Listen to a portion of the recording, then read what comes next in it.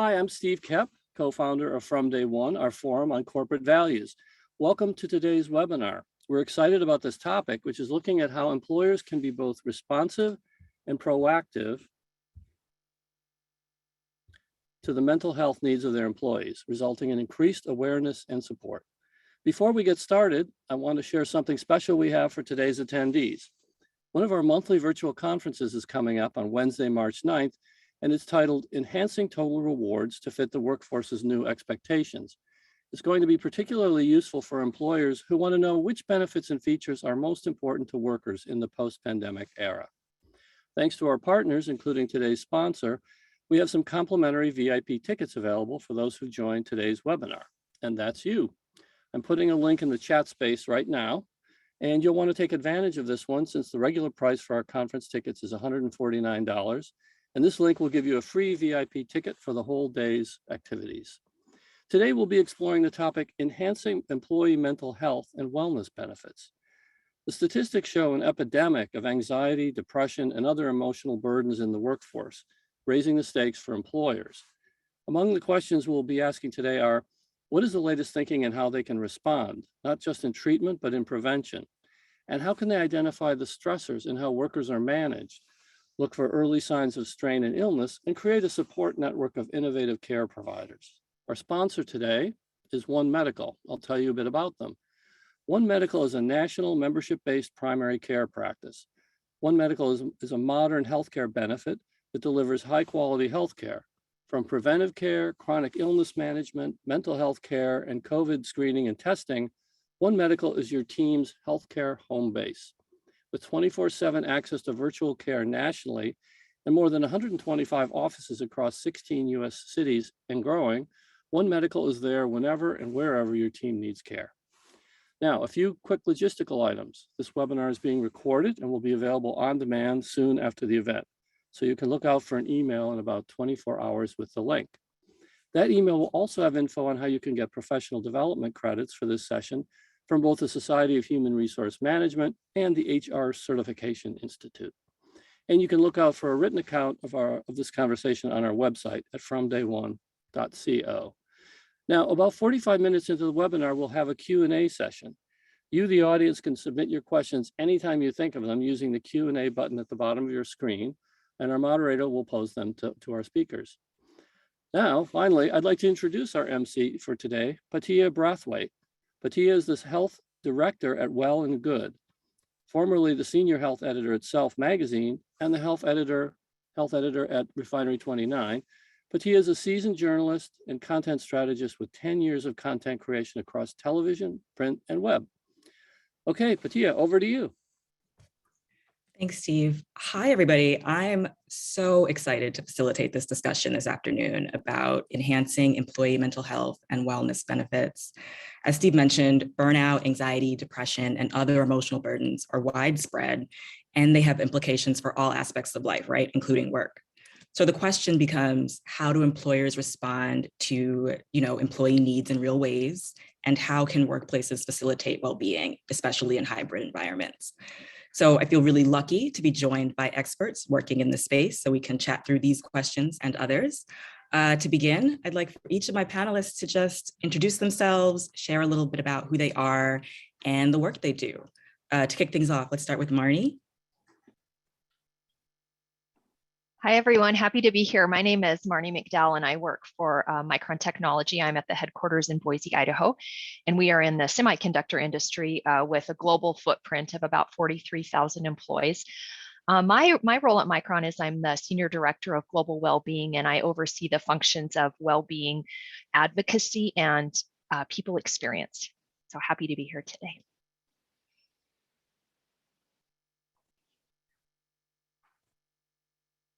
Jake, we can go next. I'm Dr. Christine Celio. I'm the National Clinical Director of Mental Health Integration and Primary Care at One Medical. And I also see patients in psychotherapy there on site as a licensed clinical psychologist. I'm also very excited to be here today. Thank you. Hi, I'm Jake. Oh, sorry, go ahead. I was going to say, hi, I'm Pammi Bhullar. I'm Director of Diversity, Equity, and Inclusion at Edelman Financial Engines. I live in Newburyport, Massachusetts. I've been at Edelman Financial Engines for a little over a year, and I'm leading the Diversity, Equity, and Inclusion strategy here. Prior to this, I was in the biotech industry for a few years, leading early talent leadership development programs, as well as academia, leading global nonprofit consulting programs. So happy to be here today. I'm Jake Spiegel. I am from the Employee Benefit Research Institute. We are a small, nonprofit, nonpartisan, fact-driven research institute studying, as you might have guessed, employee benefits. Primarily, our focuses are on retirement and healthcare. And I'm a research associate focusing on healthcare, in particular employee-sponsored healthcare benefits.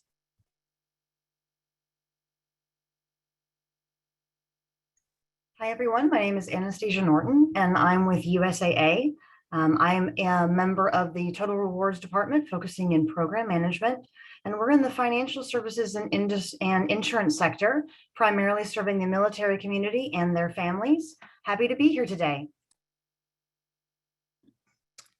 Awesome. Really excited to talk to you guys and have this conversation. Just as a note, I'll call on one person and then you all can sort of chime in as you see fit. So the first thing I kind of want to chat about is just that there's a lot of talk about the Great Resignation, right? As employees kind of reprioritize and reassess their relationship to work. But it's likely misguided to think that the pandemic created this problem. So I'm wondering, from each of your perspectives, what challenges did employers and employees face before, and how have those challenges changed during the pandemic? So Anastasia, we can start with you. Thanks, Masha. So I would say that the pandemic definitely exemplified and exacerbated a lot of the existing challenges we saw in the workplace. With the way that the internet technology was moving, there was an increasing push to hybrid and remote work environments. And the pandemic, quite honestly, just sort of gave us that extra leap off the cliff, if you were. So we ended up having an entirely new environment in which to operate. And those traditional means of reaching out to employees, those traditional means of connecting with employees in person in the workplace, were just in a large part no longer relevant. So I think what we saw is having our entire paradigm shift as a result of the pandemic and having to find new ways to reach out to employees in regards to their mental and health, mental well-being and their health, and finding ways to really connect with them in a way that resonated now that we were all essentially hermits for a good portion of our lives and really living in an environment that none of us were accustomed to. So we had to rapidly shift our paradigm as an employer to figure out how to reach out to employees, how to connect with them, and how to support them in a new environment that none of us were prepared to engage in.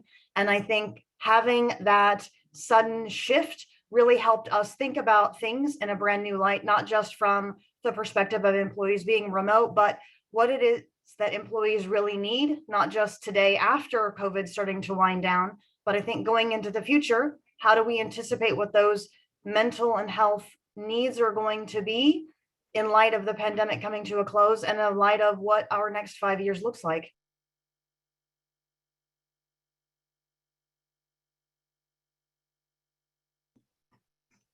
Yeah, I think that's absolutely true. Anybody else want to chime in around sort of how things have shifted and what the challenges were before? I can weigh in on this. Clinically, what I was seeing a lot with my own patients and just hearing about a lot from my colleagues is that it felt like there was a shift from pre-pandemic, how can I progress in my career, have a higher title, keep going up the ranks, make more money for all the stuff that I want, vacations, all that, to why am I even doing any of this? Work is no longer part of, the central part of a lot of people's lives because they were home all the time and they actually, we've been outsourcing so much of the things that we needed. So people are suddenly spending so much time with their families, their kids, not shuttling them to all these different activities, spending more time with their spouses than ever before. And so this idea of work being so central, that kind of pushed aside a little bit. The quote I kept on hearing on social media and then even with my own patients was, why am I killing myself for a company that's going to replace me when I die? And so this very big existential shift was happening. And at least in Silicon Valley, which is where I work, I was in San Francisco, my patients went from a live to work to a work to live mentality, which for a lot of people was really earth shattering, and led to a lot of depression because work was such a huge part of what they had. It's where they ate, it's where their gym was, it's where they dropped off their dry cleaning. It was everything. And then that was taken away and they were left to sort of grapple with, what do I have anymore?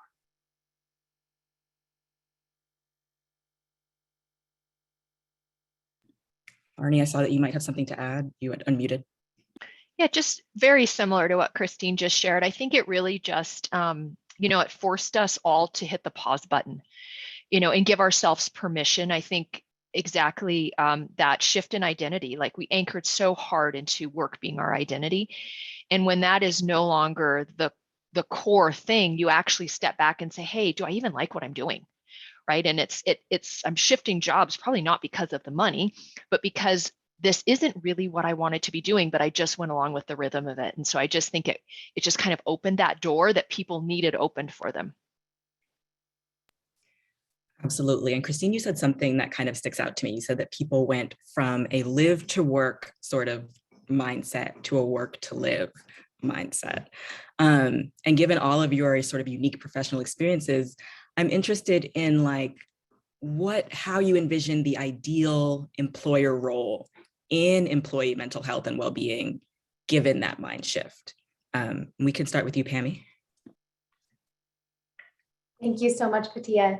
So definitely employers should be providing access to healthcare, to therapy coverage, and making sure that that access is very visible so that all employees can tap into it. But also, you can't understate the manager's role in making sure that they kind of liberate their teams and their employees by checking in on them to see how are you doing? Do you have the resources, or do you have the accommodations that you need from a workplace flexibility standpoint to an ergonomical standpoint, even especially working from home and making sure that you are set up appropriately at home. Having managers check in and also to share their challenges that they're encountering, that kind of gives that space for an employee to then be more trusting of them, to be open with them about their own challenges and their own needs. So that in terms of what is one of the main roles of an employer, I would really bring it down to that manager level, because they have so much impact on how much that individual feels like a true human and an individual, a unique individual. So I would really nail it down on the managers. So just to piggyback on what Pammi was saying, one thing to keep in mind here is that in general, workers look to their employers to look out for them. So every single year, EBRI fields a workplace wellness survey where we survey several thousand workers to try and take their temperature on the mix of benefits being offered to them by their employers, how satisfied they are with them, and a host of other batteries. But one thing that we found is that employees really trust that their employers are going to pick a suitable suite of benefits for them. We found that a majority of workers, something on the order of 2/3 of those that we surveyed, trusted their employers to help them improve their overall well-being through quality benefits and offerings. So employers do have a role to play here. And the good news is that employees trust them to help them get there.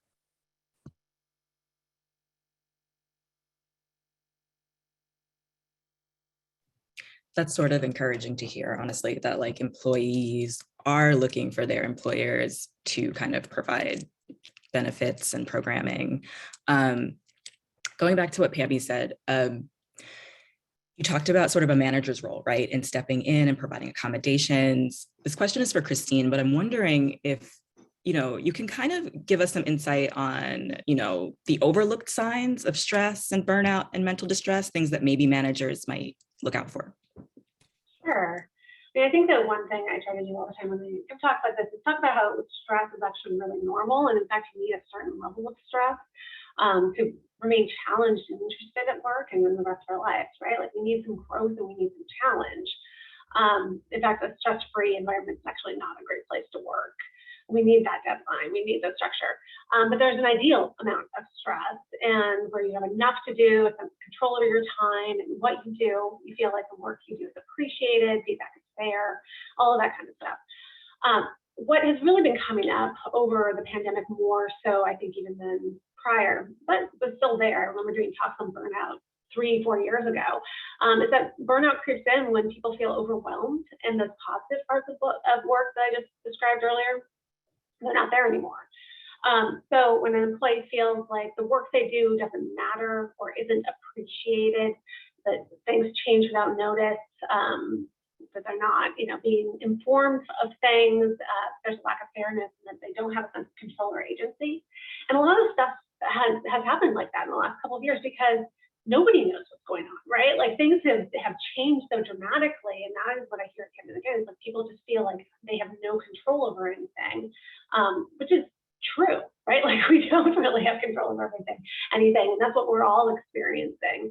I always come back to the statement someone told me as we started this whole thing, which is we're not all in the same boat, but we're in the same storm.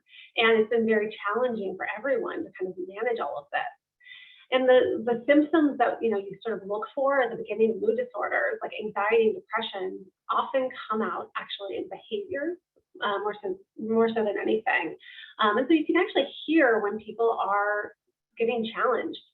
So people tend to have trouble sleeping or always tired and sleeping too much. This idea of hypersomnia is what it's called. When people are feeling depressed or anxious, they make their life a little bit smaller. So you see people binge watching TV instead of making their own life larger, like going and meeting up with friends or checking in with them, exercising, kind of trying to make their lives bigger and healthier. Perhaps people start trying to manage stress by having a drink, some wine, beer, whatever after work, which then affects their energy and their sleep. They start to eat their feelings. So, this idea of comfort food, tending to indulge in foods that they recognize don't make them feel better in the long run. So things that we all do a little bit, but then kind of they do a little bit more, and you're sort of hearing that people's lives are becoming smaller and smaller. And how we behave is bidirectional with how we feel. So how we feel affects what we do and what we want to do. So checking in with people about how the behavior change, how their behavior is changing is really important in recognizing when people might be feeling low. So even in that manager, check in once a week, tell me about your weekend or whatever, you can actually hear some signs oh, people aren't doing as well as they used to. Because hopefully you know your team and you know who people really are, especially pre-pandemic if you have this history. And if you hear that their life is getting much smaller and nothing really is happening, that might be some indication that things aren't going well. I have a follow-up question for you, just thinking about that, touch base or that one-on-one. If you're hearing that your direct report, let's say, is making their life sort of smaller, how do you broach the topic of mental well-being without, upsetting or offending? Right, overstepping, and this is a really hard balance, honestly. And I talk to a lot of people I work with about this because I work with a lot of managers and they don't want to overstep, they don't want to be too invasive, but they also want to support people. And I think what Jake said before about this idea of having a good suite of benefits and things like that can be helpful in there, which is, encouraging people to take care of themselves.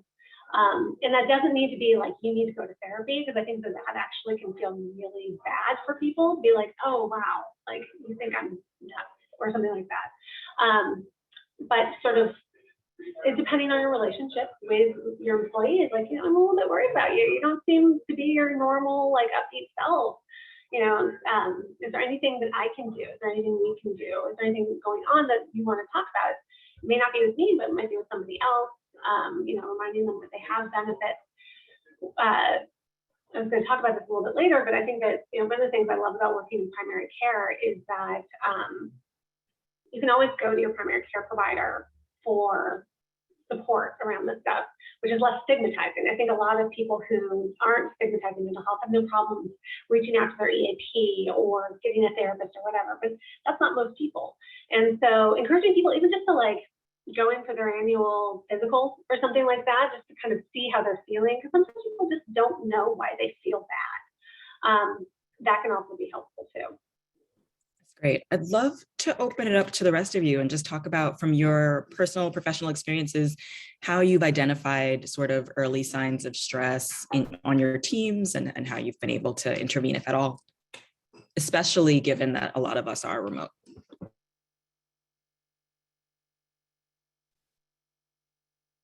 I can add a couple comments to this, and I think it really centers back to the comment of knowing your people well enough to know when something's not right with them. And that just really comes back to helping leaders understand that prioritizing the relationship they have with each of their direct reports is of utmost importance and is the most important thing. And helping connect some data points to that.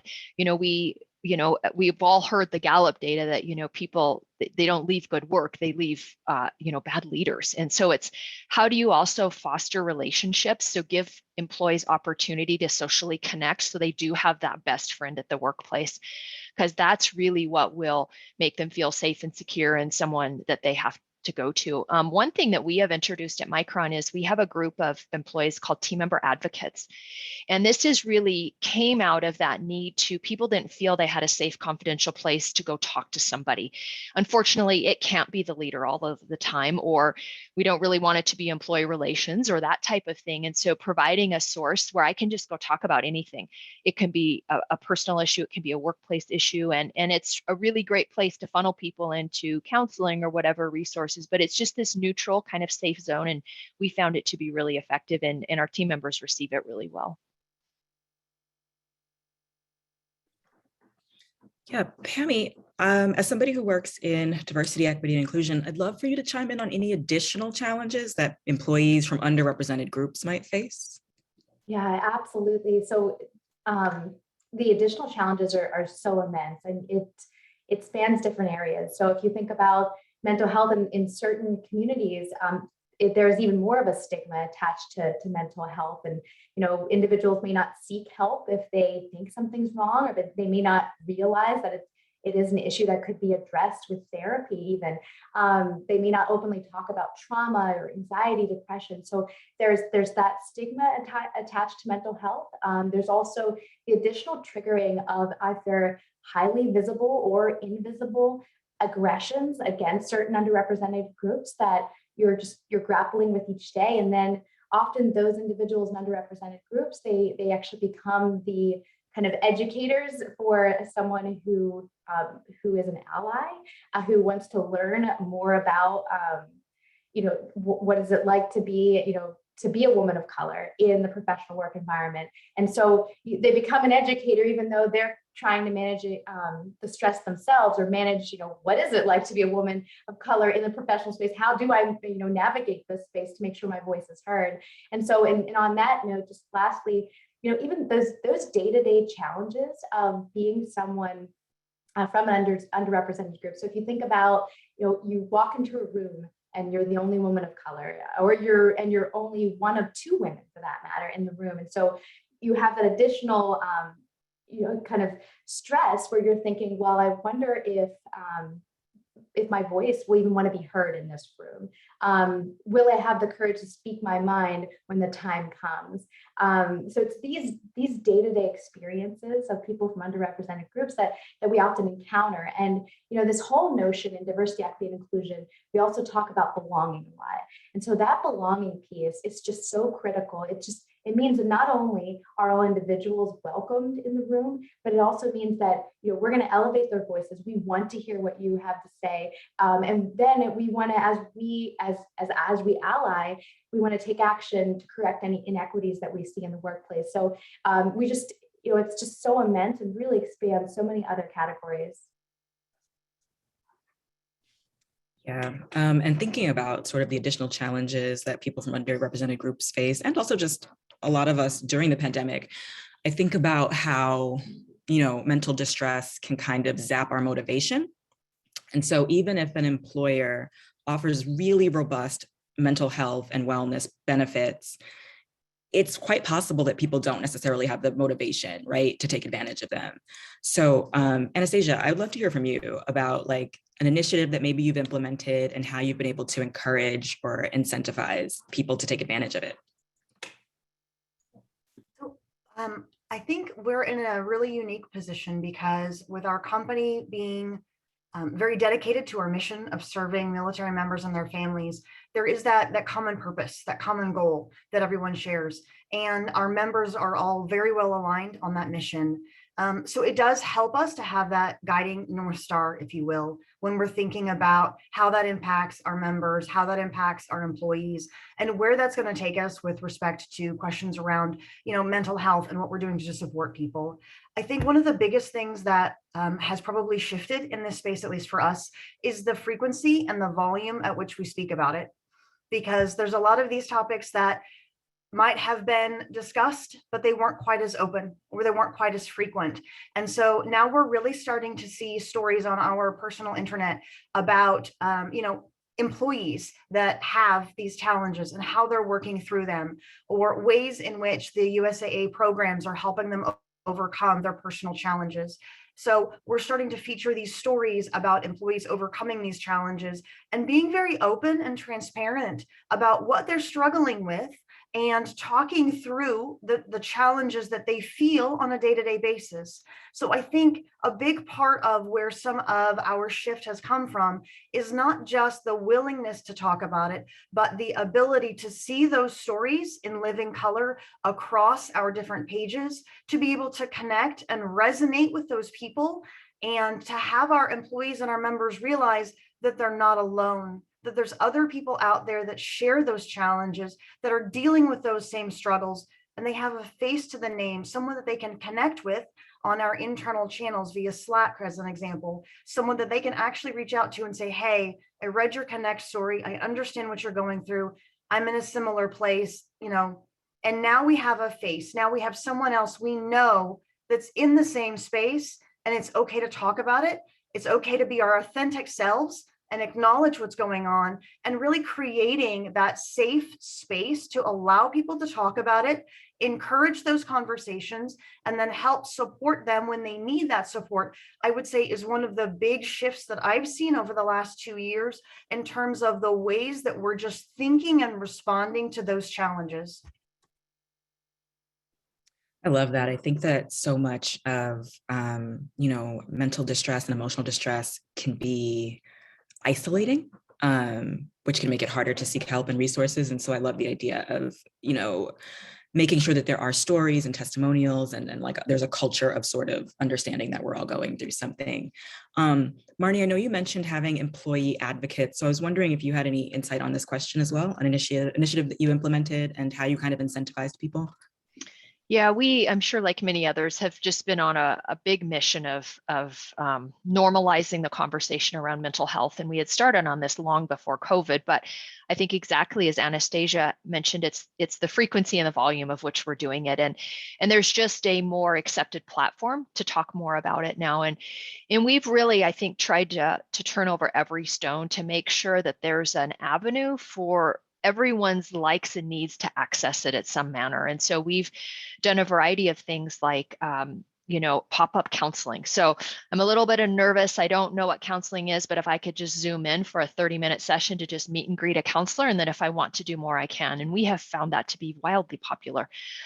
So just doing some things like that. We're also starting groups we call connect groups. So we all are familiar with ERGs, employee resource groups, and this is a layer down. So it's within that group. It's what you would think of as that group of people that would maybe go grab a cup of coffee together. So they have a shared interest, but then they're connecting at a more personal, intimate level. And so we're trying to create a place for that to happen. So it could be, parents of children with a certain challenge going on or something like that, elder care people, all different types of things, which gives them another layer of social support in the workplace. Because we know that counseling isn't always the best option for people. It probably is, but we know not everyone will take advantage of that. And so how do you still provide the supportive environment at a variety of levels? And we don't necessarily have incentives attached to that. I think once someone is willing to put themselves out there and take part, they see the value of it instantly. And so it really is a bit of a grassroots promotion of people telling others and sharing their positive experiencing and getting their other coworkers and friends to go. Yeah, what I'm hearing is that it's a sustained sort of effort and like a cultural shift. Jake, I know you've gathered data on things like who contributes to HSA accounts and things like that. And so I'm wondering, when it comes to like mental health and wellness benefits, if there are some common themes around who's likely to take advantage of these benefits and who maybe isn't. That's a really good question. So we know from things like 401ks and HSAs that the people who overwhelmingly participate and contribute to these plans tend to be higher income, tend to be more highly educated, tend to be maybe a little bit on the younger side. But when it comes to things like mental health benefits, there's just not wonderful data out there because this is kind of, the Wild West. Like we're on a new frontier, right? So just to be completely candid, there's just not wonderful data on that sort of thing. But one thing that we have found, interestingly enough, is during the pandemic, as doctors' offices closed and hospitals postponed all but the most, serious procedures, we found that there was pretty enthusiastic take up of telemedicine benefits. And surprisingly enough, you'd think that, being digital natives, that younger employees would be more likely to embrace telemedicine. But what we actually found was that the average age of a telemedicine only user was a little bit higher than the average age of a in-person face-to-face services only user. So I only bring that up because the answer might surprise you. Like it's not going to be completely straightforward, and almost certainly because different employers have different employee populations, there's probably not going to be one size fits all answer to begin with. So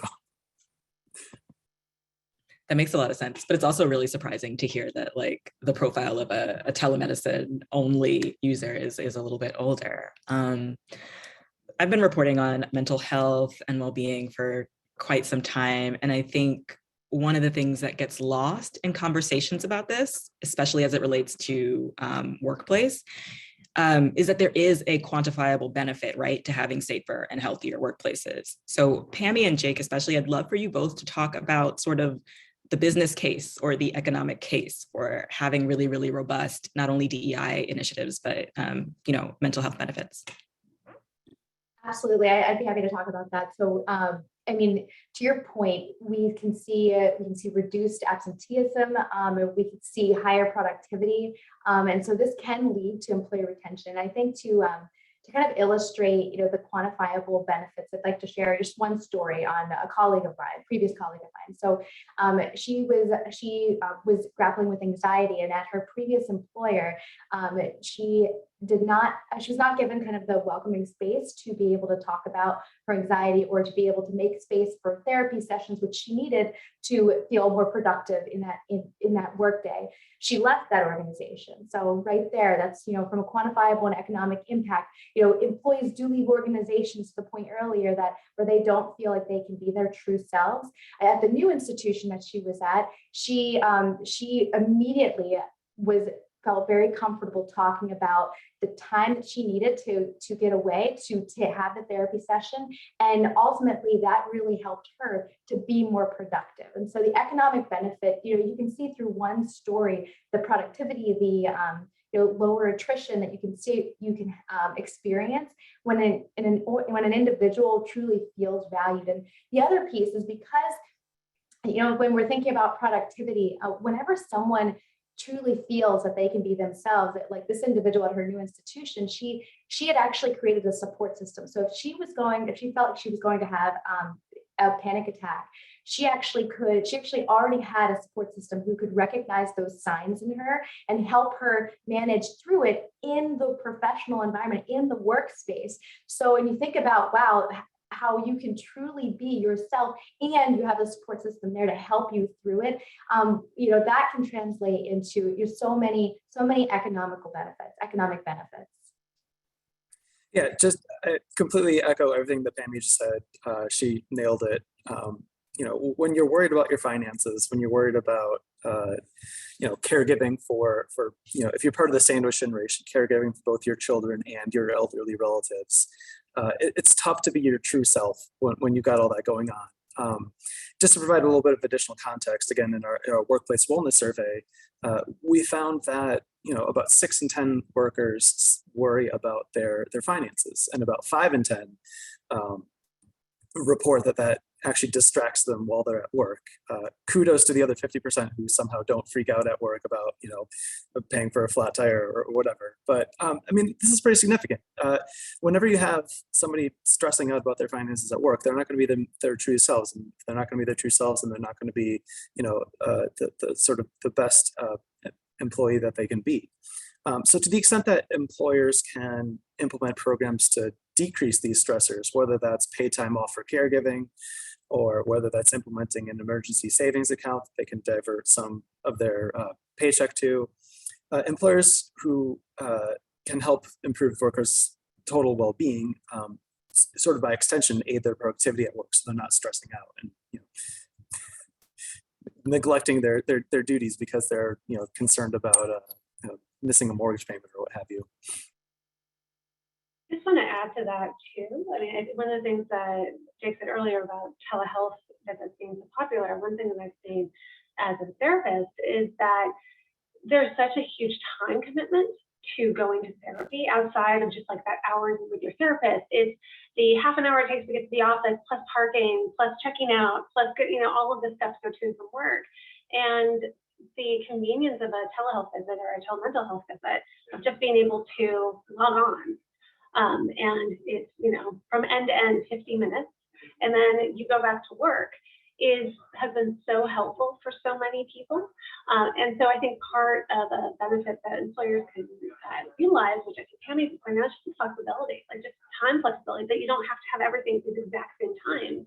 And I think that as we move to more virtual schedules, the idea that you don't have to do things between 9 and 5 because your kids might be home, or there's other stuff going on in your life. You don't have daycare or aftercare, so you have to pick up your kids at 3 o'clock. So you'll finish it. You'll finish your thing. But like the trust that a employer needs to put into the employee that they'll get stuff done, and the flexibility so that they can do it when it works for their lifestyle, I think is incredibly important.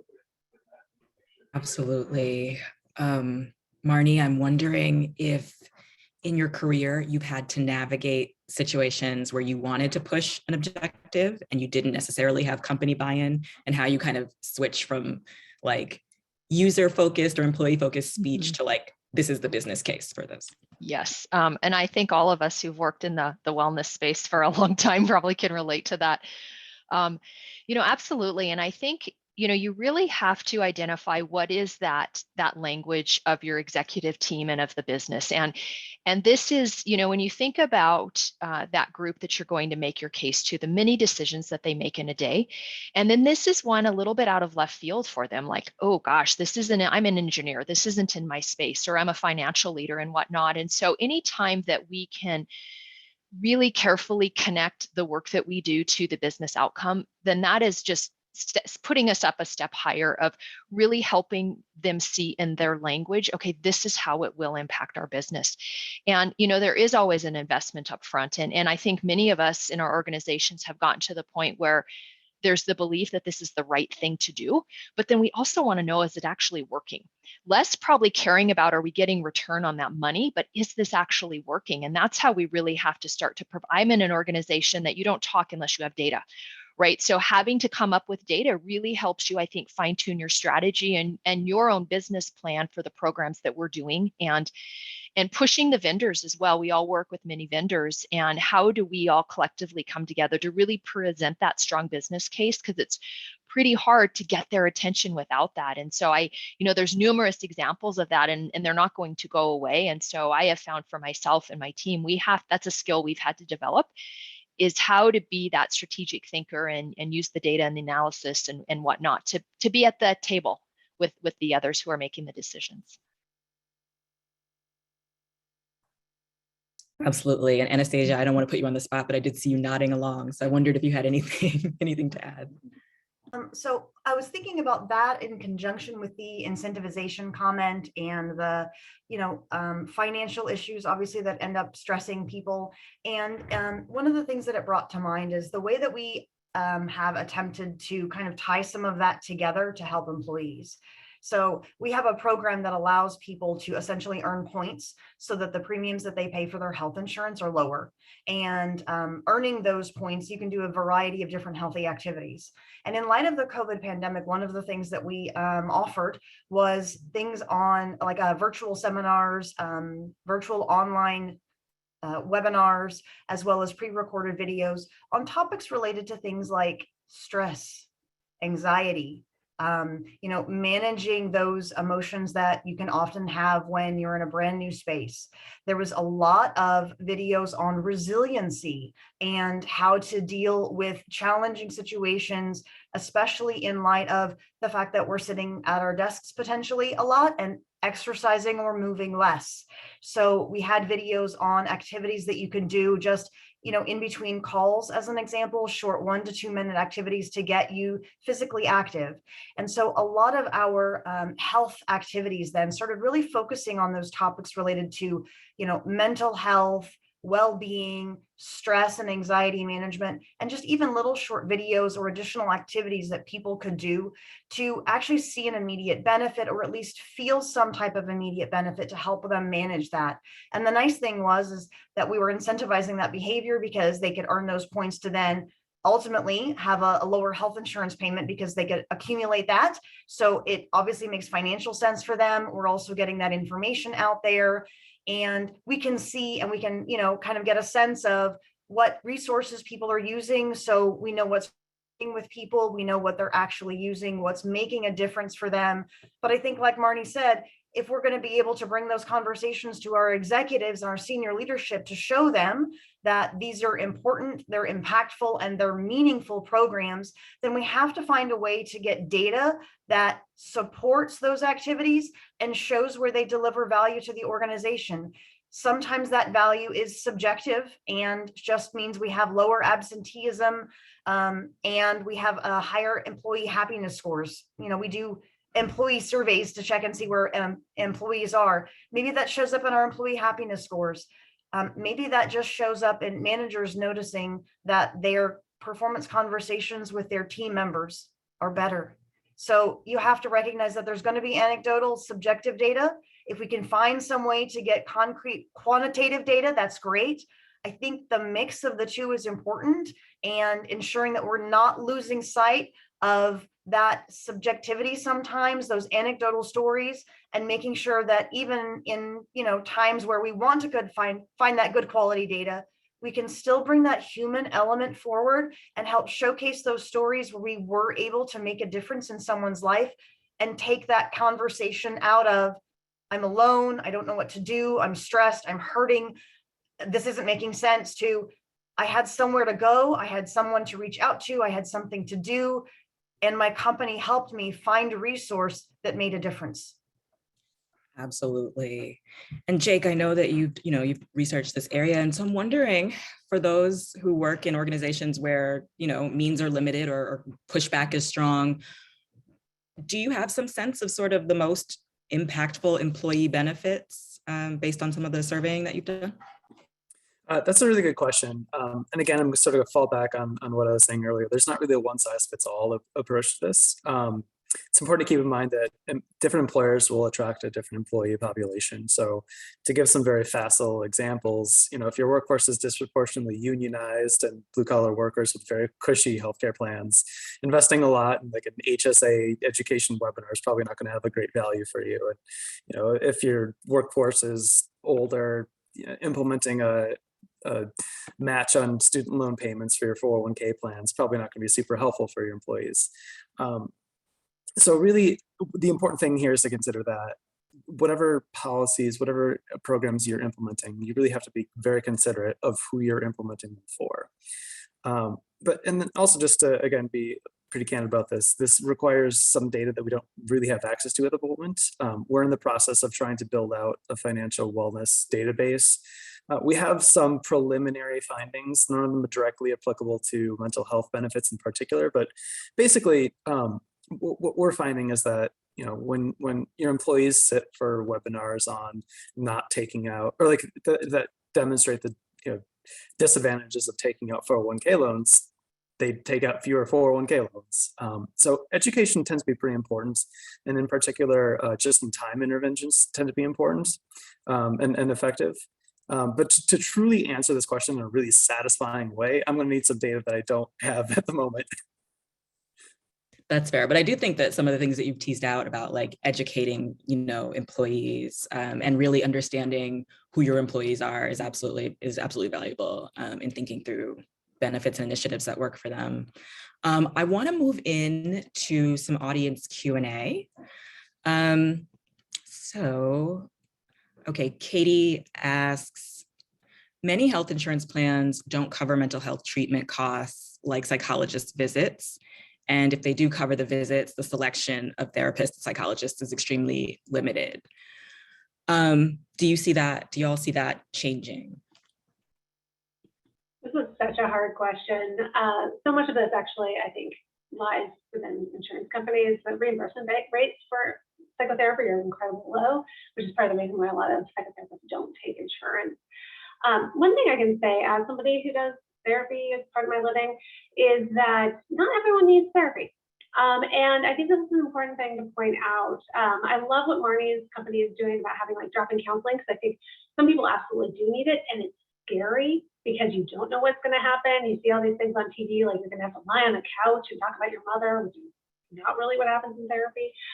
But I think that, again, I work in primary care, so this is a part of the reason why I think it's a good space for it, is that there are a lot of things that you can do for your mental health, which isn't talking about things. And those things can be very basic, like regular exercise. We know that exercise is one of the biggest things that you can do to impact your mood. Regular exercise increases your dopamine receptors, which is kind of like your joy, and that it actually repairs the dopamine receptors that are kind of burned out from chronic alcohol use. So even something like that can be very valuable, and you can encourage people to do interventions like that. Getting better sleep, stopping drinking alcohol, eating better, all of those things actually are legitimate mental health interventions. I know that doesn't really address the insurance part of psychotherapy, but I do think it's important to know that when we talk about mental health, it isn't just psychotherapy. It isn't just antidepressants. It's your whole life. It is your whole lifestyle. And there are many things that you can do to help assist those things before your psychotherapy even needs to be on the table.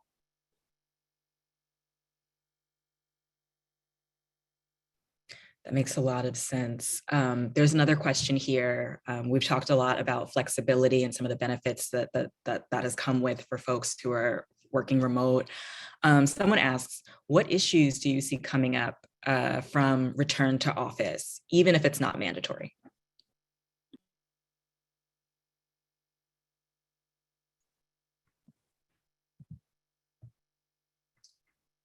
So I'll take this one as far as issues I see coming up, because I think just from a regulatory standpoint, so much has been changing recently. It's been really hard to navigate because we've had guidance that, says one thing about COVID testing and vaccinations and requirements for large employers, and then that guidance can change.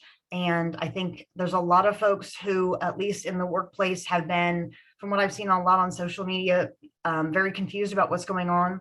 I know we've been trying to navigate that very difficult legal place, and it's been challenging just for us to internally, because things change. We don't always know what's going on. We don't always know what's going to happen. So I think at least for now, when we're moving back to that, bringing people back to the workplace and seeing what that looks like, I think our organization has done a really great job of just thinking in terms of flexibility, because realistically, things are still kind of up in the air. We don't really know what's going on. And so we're trying to approach it from a mindset of flexibility and being supportive of our employees, because we don't know what's going on. We don't know what their situations are. We're all in a place of flux right now. So the best thing that we can do is come from a place of understanding, be flexible, and try to work with people as we try to transition back to either a full workplace or a hybrid workplace. Now, I will also say that USAA has looked and realized that maybe some of this, everybody going remote to a certain extent wasn't such a bad thing. So we are also reevaluating which roles really need to be in the office now, and considering whether or not there's more roles that could be fully remote or hybrid now. So I would say that's the other piece, is using this as an opportunity to reevaluate whether or not your people need to be in the office, or if that was something that was maybe a legacy holdover from how we were all used to doing business. And so we've been trying to be flexible, open, and then as transparent as possible with people that, we don't necessarily have all the answers because we're still awaiting guidance, but we're trying to work with people, and we're considering the impact to employees and having conversations and making decisions that might be different than how we did work 2 years ago. I totally agree. And I also think that it's important to recognize that there's a lot of anxiety about returning to the office for a variety of reasons. And one thing we haven't talked about is actually, like, people are afraid that they're going to get COVID. And so that's a real piece of anxiety. They live with immunocompromised people. They have, children who might not be able to be vaccinated. Is that something that they're supportive of? And so there's a lot of stuff going on with the anxiety around, I don't know what's going to happen with my health, my family's health, as we return to work. So being able to have a good communication strategy around talking with your employees about, like, what are the options? What opportunities are there here? What would you like to have happen? And what are you worried about? And how can we adjust to actually work with that? So it might be this hybrid option. It might be half days, part in the office, part at home. Maybe it's, 1 week on, 1 week off, but that there can be this sort of flexibility. I think people do need the community of an office in some way. I know I've been working virtually for a few months now, and I was back in the office for a little while, and I miss seeing my coworkers. And it's really normalizing to be in the office. And there's also a lot of stressors there around, going back to commuting, being on the subway, all of those kinds of things. So being able to understand that it's multifactorial, the anxiety that is brought up with going back into the office, having a good communication strategy, and also allowing people to have a sense of choice and agency around all of this will help with that. Yeah, and just to build on that as well, I mean, I agree with everything that was shared, and it just underscores the importance of really knowing your team, because a one-size-fits-all policy will likely not work across an entire organization. And so our organization is looking at the whole return to work movement or transition, to think about it as moments that matter. Whenever you think about what, instead of centering it around these hybrid, virtual, in office, more so centering it around what work really requires or benefits from having us all in the office. So around those collaborative work moments. And so that's where we're looking to shift to. So it really is about making sure that this is productive time in the office, or if we are in the office together. It's great. I'm seeing a few questions here about tools and resources, both for people seeking mental health and wellness support, and for like managers, mental health ERGs, like training. So would love to know if you all have any resources you can share. We have a couple of resources, and we have a few online tools, a well-being platform, a meditation app, those type of things, which are quite popular. But this year we've taken a slightly different approach and it goes back to some of our earlier conversation of the importance of that leader relationship and them understanding that their role modeling and just their interaction has a huge impact on the well-being of the team. And so we are kicking off an education series, and there's a couple different versions of it geared at the level of leader. And it's really about, how are we defining well-being within our organization? And then what is the you in this? And then what is the we in this? So what is it? Because, you have to have some anchor into it in this topic as an individual level to really be able to understand what it means for others. And so that's how we're starting it. It's a little different conversation versus, we know it's good to exercise and eat well and drink water and all of that. This is really kind of adding in that behavioral science perspective of it, and which is really the foundation for much of it.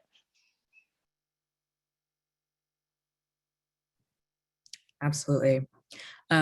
Somebody asks, what are organizations doing to spot systemic issues that are stressing workers as a group? Are you using confidential surveys, things like that? I can take that, Patia. So one of the things that we're doing is, I guess, twofold really. So one is we really stay in close touch with our employee resource groups, and so that's one way to elevate the voices that we may not normally hear from, to see if there are any systemic issues and what systemic issues are, and even partnering with them, with these employee resource groups, to figure out what could be good solutions. The other piece is in our employee engagement survey, the way that we analyze the data, we can actually look at different racial backgrounds. We can look at gender. We can look at people with disabilities. We can do the cross-sectional analysis to really understand, and try to spot these systemic issues. So it's really twofold on our end. Great. There's another question here that I think is really interesting. What if the company policy encourages wellness, but your manager doesn't? How should that person navigate that? So I'll take that one. I would have to say that I really appreciate the employee relations advisors at USAA, because they are dedicated, amazing HR professionals that help with conversations just like that. And at least from our perspective, it provides someone that our employees can go to if they're in the situation where they have a manager that they don't feel is supporting their mental well-being, their emotional health. They can go to that employee relations advisor and they can seek guidance on either how to have that conversation with their manager, or how maybe they need to escalate the situation in order to have that conversation go a little higher. So I think the number one thing is to really think about, in terms of your own individual organization, do you have those resources available? Do you have an employee relations advisor or someone in HR that you can go to help you either frame a conversation with your leader or help you escalate a conversation so that you can have that issue resonated a little higher? Because I don't think that the answer is, I'm just going to deal with it and pretend that it doesn't exist, because that doesn't help anybody. We've said before, a lot of times people don't leave bad companies, they leave bad managers.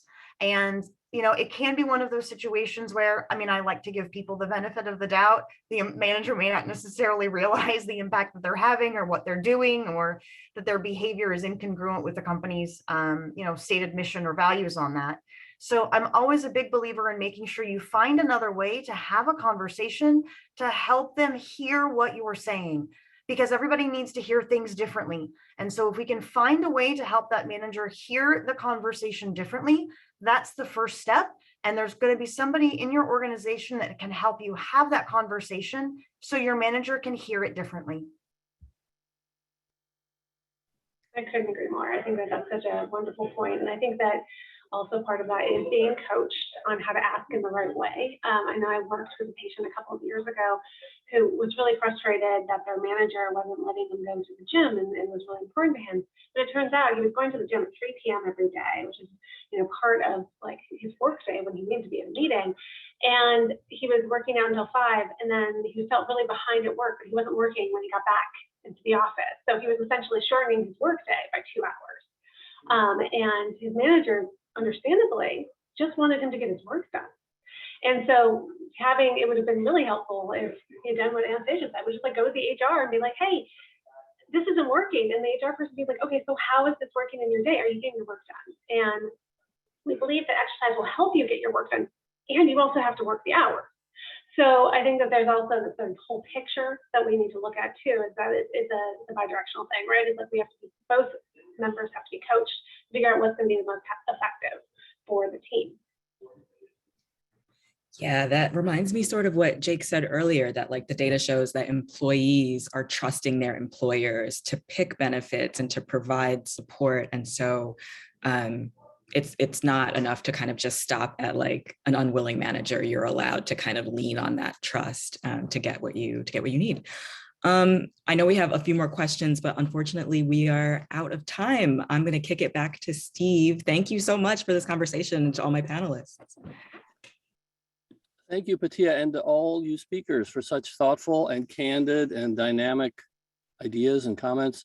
and to our participants who sent so many good questions. I wish we'd gotten to all, but we will certainly have a follow-up story here. Thanks again to our sponsor, One Medical, and to all of you who attended today.